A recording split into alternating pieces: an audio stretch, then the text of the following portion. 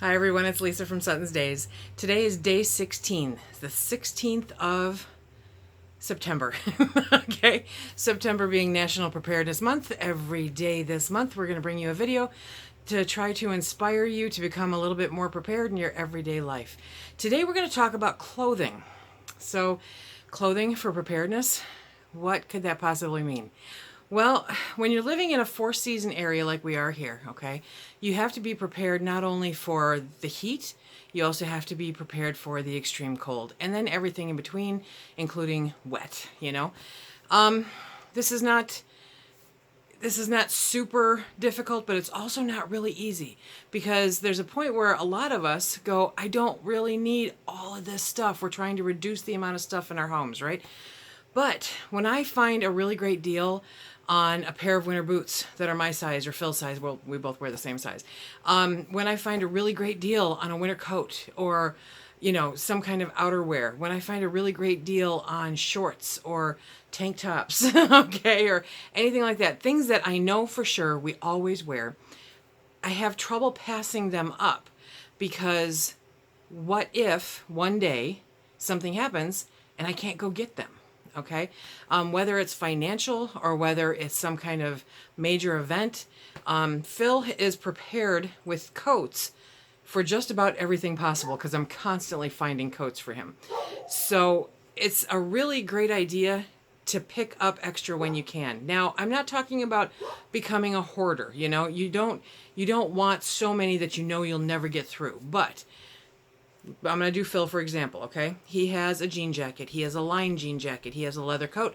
He has two heavy-duty winter parkas, and he has kind of an in-between coat for being outdoors. And then he's got a nice jacket for when we do social things, okay? Those are all his coats. Those are just the basic ones. Those are not the hoodies or the raincoat that he needs when he's going out to take care of animals, you know, anything like that. So you've got a few different varieties depending on what is happening. Same thing with pants, extra pants.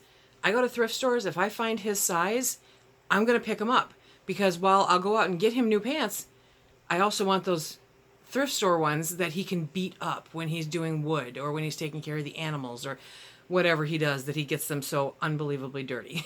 Okay, so extra socks, extra underwear, that kind of thing, huge.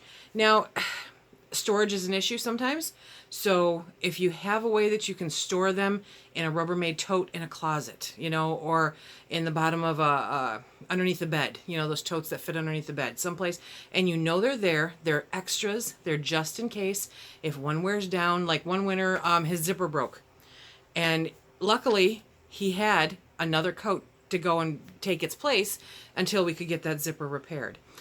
For me, it's work and it's farm work. Okay, so it's working outside the home, plus it's work around here. Now, a lot of the times you guys see me, I'm in a tank top. Okay, I've hit that prime age where I'm pretty much always warm. So I'm in a tank top until I get to the point where I'm too cold, and then I move to turtlenecks. I have my work clothes that I strictly only wear to work, and then I have the stuff around the house that I wear strictly around the house. You very seldom, almost never as a matter of fact, see me from head to toe. And I've got jeans, I've got leggings, I've got sweatpants, and they're all, you know, something that I can mix depending on the weather. I'm not really a short person, but I have capris. So depending on the weather, I can adjust my bottoms, I can adjust my tops.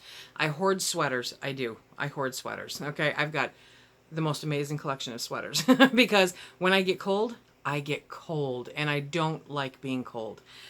We have enough socks for a family of 5, okay? So we'll never be short on socks. We have backup of our undergarments. We have, you know, extra coats. We have extra gloves. We have extra boots. Literally, I think between the two of us, we have maybe 8 pairs of boots just dealing with the cold. And then there's the muck boots. And then there's my sandals that I wear. And then there's my work shoes that I wear. And I'm not a shoe hoarder. I literally will wear down a pair of shoes until they die when it comes to work before I get another simple, basic black pair, okay? But when you're dealing with extreme weather, when you're dealing with animals, you don't want to wear those same clothes, you know, into the rest of your world.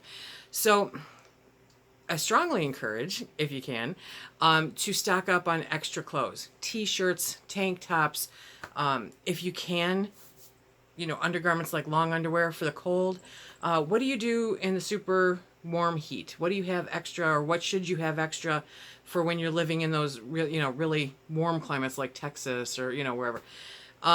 We have to balance both. And there's just the two of us in the house, but there's not a lot of closet space in this house. So finding that balance to have enough extra shoes, enough extra coats, enough extra day-to-day clothing, enough extra work clothing, it's a really great thing to do when you can. I'm a huge advocate of thrift shopping. Why buy new something that you're going to beat to death anyway? Okay, so all of our farm, outdoor, hard, we know we're going to beat it up kind of clothing. Almost all of that we get from the thrift stores. It's the most economical way to do it.